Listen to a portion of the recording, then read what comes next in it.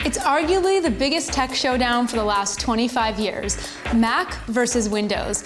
This duel of operating systems has gone on, and though there are other options like Linux, you generally have to choose between a Mac or a Windows system when getting a new computer. Well, allow us to present a third viable option into the mix, particularly for the laptop. Chrome OS in the Chromebook is becoming a real contender, and we're gonna run through what the Chrome OS can do for you. But first, let's have a look at the hardware. No, this isn't a MacBook Air I've got here. Actually, this is our favorite Chromebook. It's the newest Samsung one, and believe it or not, it's under 300 bucks. If you squint at it, you might think it's aluminum, but the Chromebook is actually made of plastic. It has an 11.6-inch display, a battery that lasts between 6 and 7 hours in our tests. It's very light and portable, and despite the plastic, it's really quite well designed. It's diskless, fanless, and as a result, is a pretty quiet little machine. This Chromebook has USB 2 and 3 ports, as well as an SD card slot, headphone jack, and decent matte screen.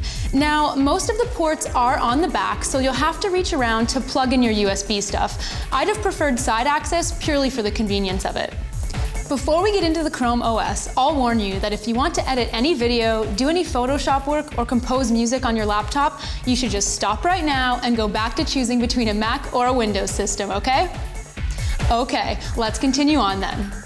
When you turn on a Chromebook, you'll get prompted to log into your Google account.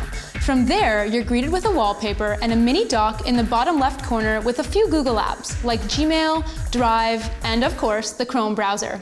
On the bottom right, there's a familiar time and Wi-Fi indicator that clicks open to reveal some settings, like a Bluetooth toggle. And that's really about as much as you get. No Windows Explorer or Finder windows, and no file management. It's just you and a browser.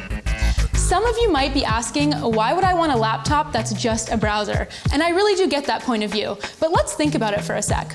A lot of people mainly use browsers for surfing the web, word processing, and email.